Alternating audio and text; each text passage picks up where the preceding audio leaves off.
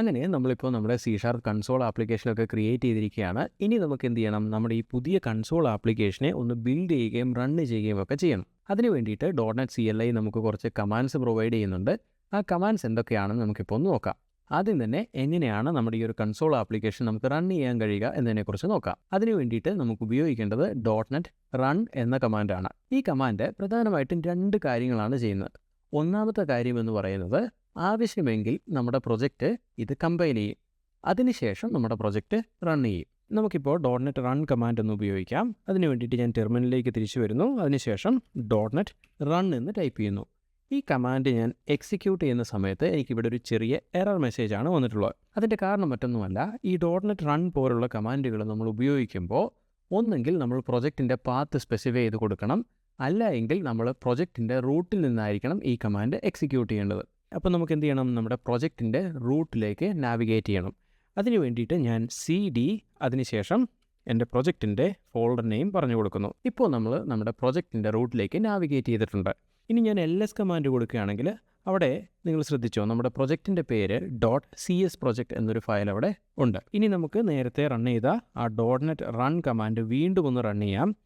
ഇപ്പോൾ നിങ്ങൾ ശ്രദ്ധിച്ചോ, നമ്മുടെ കോഡ് കമ്പൈൽ ചെയ്ത് അതിൻ്റെ ഔട്ട്പുട്ട് നമുക്കിവിടെ ലഭിച്ചിട്ടുണ്ട്.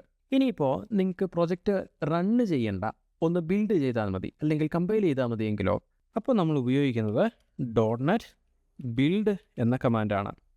ഇനി നമുക്ക് ഒരു കമാൻഡ് കൂടെ പരിചയപ്പെടാം.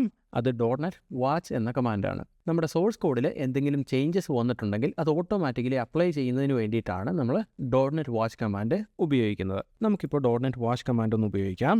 .NET watch. ഇപ്പോൾ നിങ്ങളിവിടെ ശ്രദ്ധിച്ചോ, നമ്മുടെ കോഡ് കമ്പൈൽ ചെയ്ത് നമുക്കിവിടെ ഹലോ വേൾഡ് എന്നുള്ള ഔട്ട്പുട്ട് തന്നിട്ടുണ്ട്.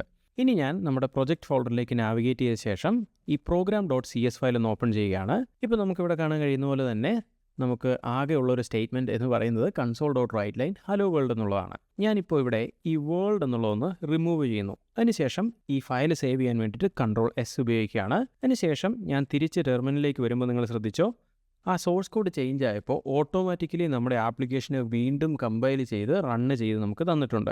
സോ എന്താണ് ഈ കമാൻഡ്സ് എന്ന് നമുക്ക് ഒന്നുകൂടെ ഒന്ന് സമ്മറൈസ് ചെയ്യാം. ആദ്യത്തെ കമാൻഡ് .NET റൺ എന്നുള്ളതായിരുന്നു. എന്താണ് ആ കമാൻഡ് ചെയ്യുന്നത്? ആവശ്യമെങ്കിൽ നമ്മുടെ സോഴ്സ് കോഡ് ബിൽഡ് ചെയ്യുകയും നമ്മുടെ പ്രൊജക്റ്റിനെ റൺ ചെയ്യുകയും ചെയ്യുന്നു. .NET ബിൽഡ് കമാൻഡ് നമ്മുടെ പ്രൊജക്റ്റ് റൺ ചെയ്യുന്നതിന് വേണ്ടിയിട്ടല്ല, പകരം ബിൽഡ് ചെയ്യുന്നതിന് വേണ്ടിയിട്ട് മാത്രമാണ്. എന്താണ് .NET വാച്ച് കമാൻഡിൻ്റെ ഉപയോഗം? നമ്മുടെ സോഴ്സ് കോഡിൽ ചേഞ്ച് വന്നിട്ടുണ്ടെങ്കിൽ ഓരോ തവണയും നമ്മൾ .NET റൺ ഉപയോഗിക്കേണ്ട ആവശ്യമില്ല. ഓട്ടോമാറ്റിക്കലി ആ സോഴ്സ് കോഡിൻ്റെ ചേഞ്ചസ് വാച്ച് ചെയ്തുകൊണ്ട് കണ്ടിന്യൂസ് ആയിട്ടത് ആ ചേഞ്ചസ് നമുക്ക് അപ്ലൈ ചെയ്തു തരും.